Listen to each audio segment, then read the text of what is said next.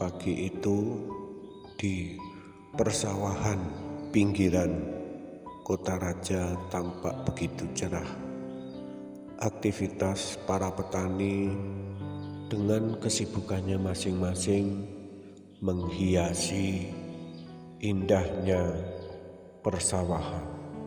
Kicauan burung dan hembusan angin pelan menambah kesejukan suasana di waktu itu. Seorang pemuda desa dengan sabit dan keranjangnya tengah merumput untuk mencari makan ternaknya. Dia rajin sekali.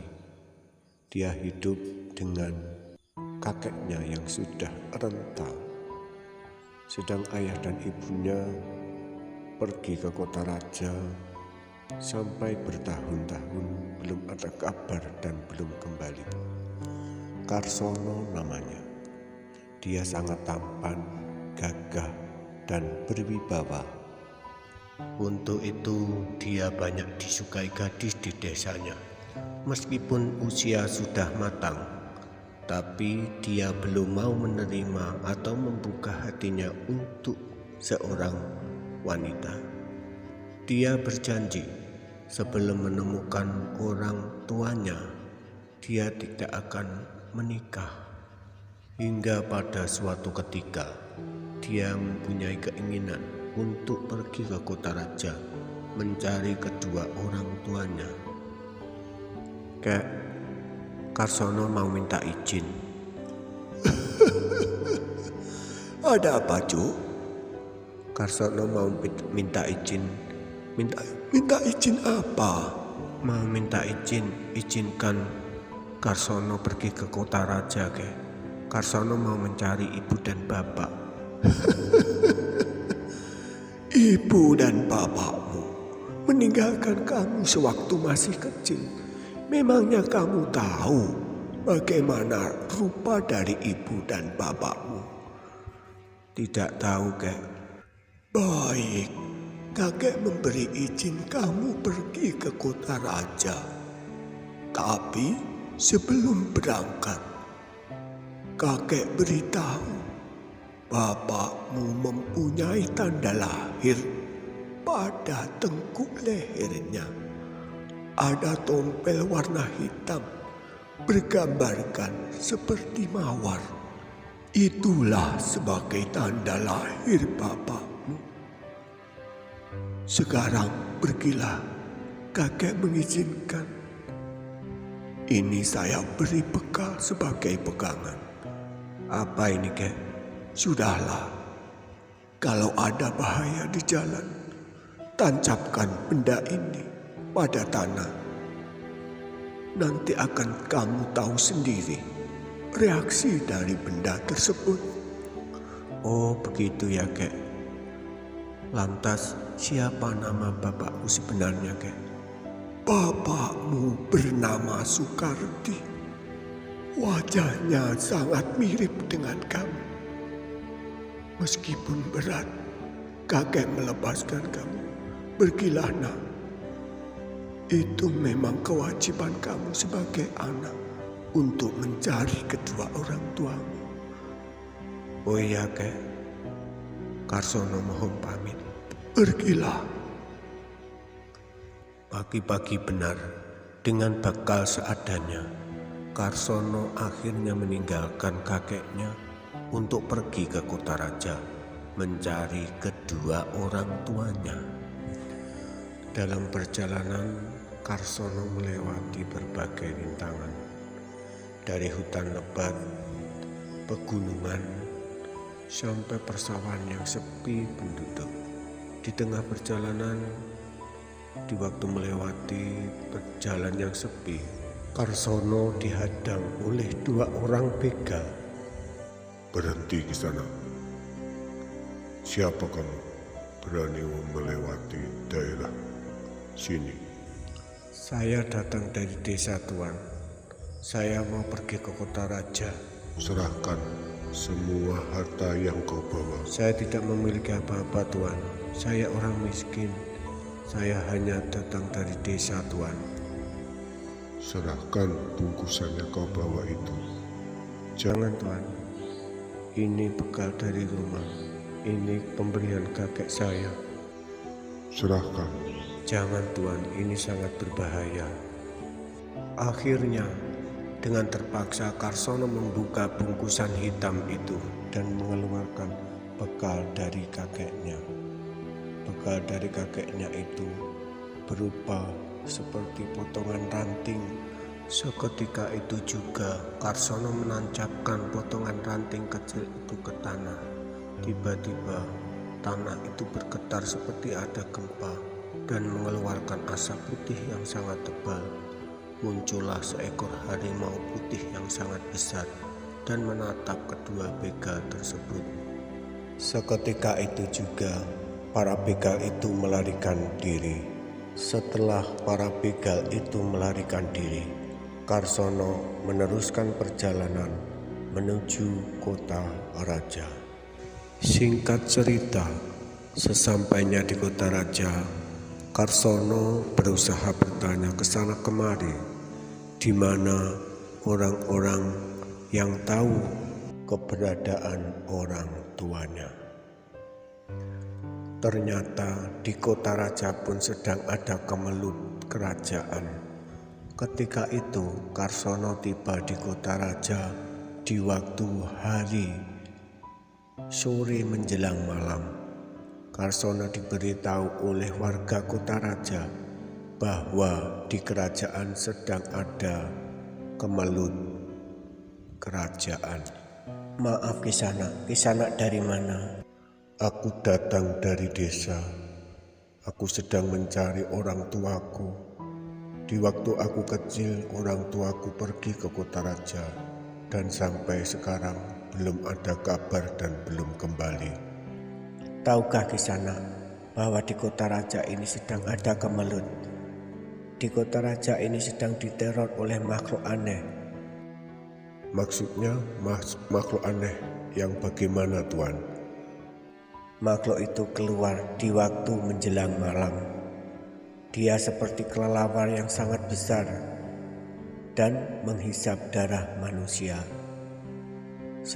Sejak saat itu, semua warga kota raja tidak berani keluar di waktu menjelang malam. Oleh sebab itu, janganlah Kisanak berkeliaran di waktu menjelang malam. Oh, begitu Tuan. Iya Kisanak. Setelah mendengar kabar tersebut, Karsono justru merasa penasaran. Dia tidak takut. Dia ingin tahu keberadaan makhluk tersebut.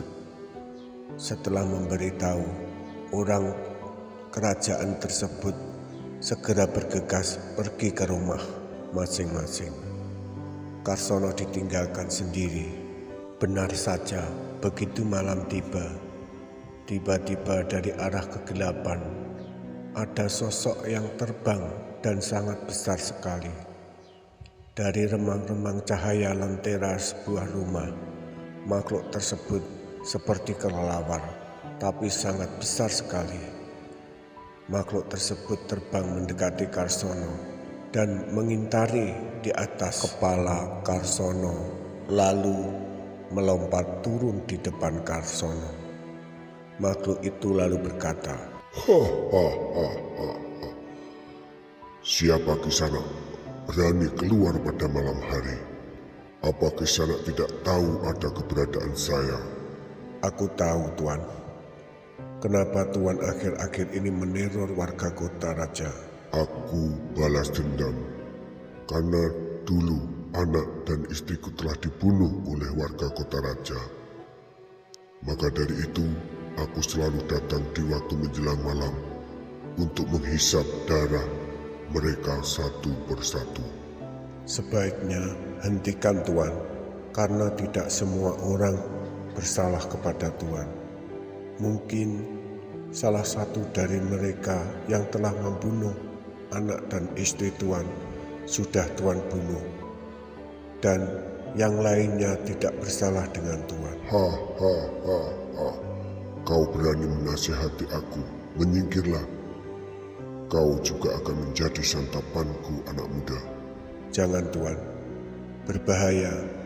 Lantas Karsono dengan cepat mengeluarkan bungkusan bekal dari kakeknya dan mengeluarkan potongan ranting tersebut.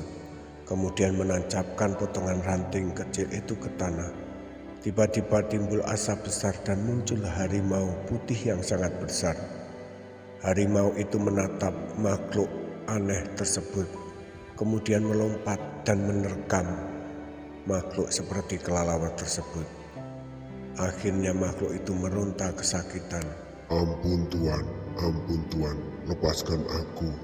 Aku berjanji aku tidak akan mengganggu lagi warga kota raja ini, Tuan. Lantas Karsono mencabut kembali potongan ranting bekal dari kakeknya tersebut dan menghilanglah harimau besar itu. Makhluk besar aneh itu segera terbang menjauh dari kota raja.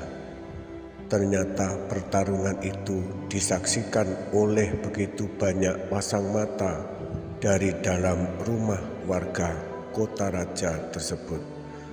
Setelah makhluk aneh itu terbang menjauh, keluarlah warga desa semua dan bersorak-sorak gembira menyambut kemenangan Karsono. Kabar gembira tersebut terdengar oleh Baginda Raja. Akhirnya Baginda Raja memberi hadiah yang cukup besar kepada Karsono dan diangkat menjadi panglima perang kerajaan. Disitulah awal mula Karsono memberitahu sang raja bahwa dia mencari orang tuanya. Maaf Kisanak, Kisanak dari mana dan ada tujuan apa pergi ke kota raja ini? Sebenarnya saya sedang mencari kedua orang tua saya yang telah lama pergi. Dia berpamitan ke kota raja, tapi sampai sekarang belum kembali. Siapa ayah Kisanak? Ayahku bernama Sukarti. Maaf Baginda, adakah di kota raja ini orang bernama Sukarti? Begini Kisanak, kalau memang ayahmu memang betul pergi ke kota raja ini, nanti biar prajuritku yang akan mencarikan keberadaan ayahmu tersebut. Terima kasih Baginda. Akhirnya Baginda Raja menyuruh seluruh prajuritnya untuk mencari keberadaan ayah dari Karsono. Selang beberapa hari, salah satu prajurit menemukan seseorang bernama Sukarti. Dia tinggal di bilik bambu yang sangat sederhana dan dalam keadaan miskin. Lalu Sukarti dan istrinya dibawa ke kerajaan dan dipertemukan dengan Karsono. Akhirnya bertemulah Karsono dengan kedua orang tuanya dan mereka berbincang-bincang. Bapak, Ibu, ini Karsono, ini anak Bapak yang dulu tinggal di desa. Benarkah ini anakku Karsono? Maafkan Bapak nak, Bapak gagal mencari hidup layak di kota ini dan akhirnya Bapak hidup miskin dan tidak bisa kembali lagi ke desa karena tidak ada biaya untuk pergi pulang nak. Tidak apa-apa Pak, Bu. Biarlah sekarang Karsono yang bekerja. Tinggallah di istana ini bersama Karsono Pak, Bu. Nanti akan saya minta izinkan kepada Baginda Raja supaya Bapak dan Ibu tinggal di sini bersama Karsono. Terima kasih nak. Akhirnya mereka bertiga pun bertemu dan hidup bahagia di istana. Sementara kakeknya yang di desa juga ikut diboyong ke istana dan ikut hidup bahagia di istana. Pemirsa, cukup sekian dari kami dan terima kasih atas perhatiannya. Wassalam.